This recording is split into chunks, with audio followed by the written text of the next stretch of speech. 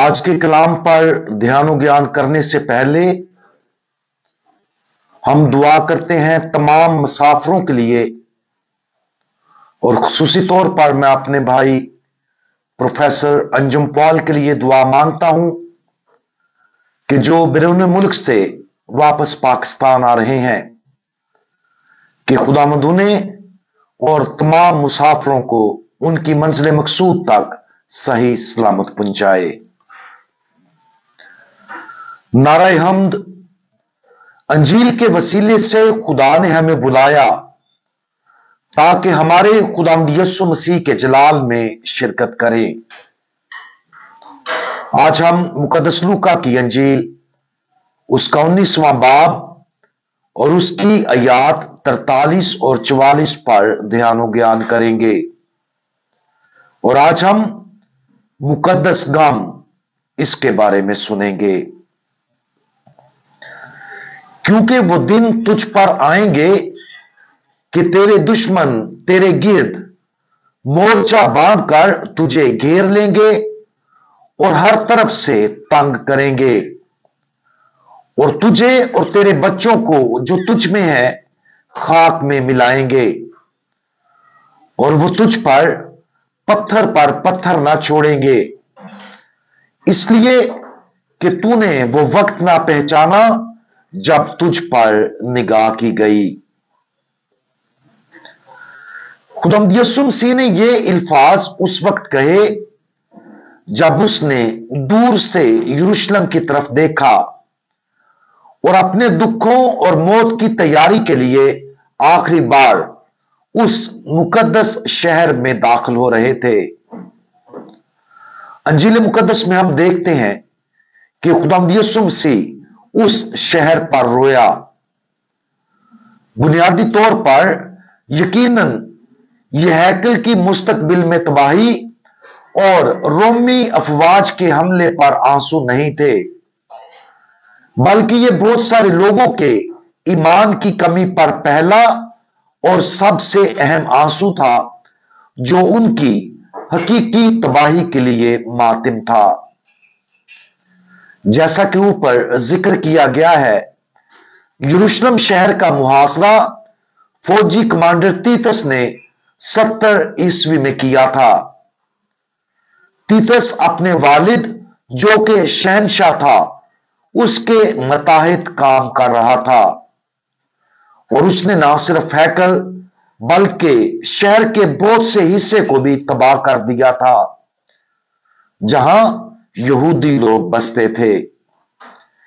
जैसे ही खुदावंद यीशु यरूशलेम शहर के करीब पहुंचे ताकि आखिरी बार हैकल में दाखिल होकर अपनी जान को दुनिया की निजात के लिए कुर्बानी के बर्रा के तौर पर पेश कर सके, खुदावंद यीशु जानते थे कि इस मुकद्दस शहर के अंदर बहुत से लोग उसकी बचाने वाली कुर्बानी को कबूल नहीं करेंगे। वो जानता था कि उस शहर के अंदर बहुत से लोग उसकी जेरे इल्तवा मौत के हथियार बन जाएंगे और उन्हें दुनिया के नजात दहिंदा को कत्ल करने पर कोई पछतावा नहीं होगा। और अगरचे ये एक नुक्ता आसानी से याद किया जा सकता है, लेकिन इस पर जोर दिया जाना चाहिए कि खुदावंद यीशु मसीह का रद्द अमल खौफ का नहीं था, यह गुस्सा नहीं था, यह नफरत नहीं थी, बल्कि उसका रद्द अमल मुकद्दस दुख था। वो शहर और उसके बाशिंदों के लिए रोया, हालांकि वो जानता था कि उनमें से बहुत से लोग जल्द ही उसके साथ क्या करने वाले हैं। जब हम ना इंसाफी का शिकार होते हैं तो हमारा कैसा रद्द अमल होता है? क्या हम दूसरों की मजम्मत करते और अपना दिफा करते हैं, या क्या हम खुदावंद यीशु की पैरवी करते हैं और अपनी रूहों को मुकद्दस गम से भरने देते हैं? मुकद्दस गम मोहब्बत का एक अमल है और जुल्म और ना इंसाफी के लिए मुनासिब मसीही रद्द अमल है। ताहम अक्सर औकात हमारा रद्द अमल मुकद्दस गम नहीं बल्कि गुस्सा होता है कि नापाक गुस्से में रद्द अमल जाहिर करने से कुछ भी अच्छा नहीं होता। यह खुदावंद यीशु की पैरवी करने में हमारी मदद नहीं करता और यह उन लोगों की भी मदद नहीं करता जिनसे हम नाराज हैं। अगरचे गुस्से के जज्बे को बाजुकात अच्छे काम के लिए इस्तेमाल किया जा सकता है, लेकिन जब यह खुदगर्जी और हमारे साथ होने वाली किसी नाइंसाफी का रद्द अमल होता है तो यह गुनाह बन जाता है। इस नापाक गुस्से की बजाय खुदावंद यीशु मसीह की तकलीद में मुकद्दस गम को फरोग देने की कोशिश करें। यह खूबी ना सिर्फ हमारी रूह को उन लोगों की मोहब्बत में बढ़ने में मदद देगी जिन्होंने हमें तकलीफ दी है, बल्कि यह उन्हें मजीद वाज़े तौर पर देखने में भी मदद देगी कि उन्होंने क्या किया है ताकि वो तौबा कर सके। आज अपनी जिंदगी में जिस बुराई का हम सामना करते हैं उसके बारे अपने नुक्ता नजर पर गौर करें। एहतियात से अपने अंदरूनी और बैरूनी रद्द अमल पर गौर करें। क्या हम उन गुनाहों पर मोहब्बत के साथ मातम करते हैं जिनका हम मुशाहिदा और तजर्बा करते हैं?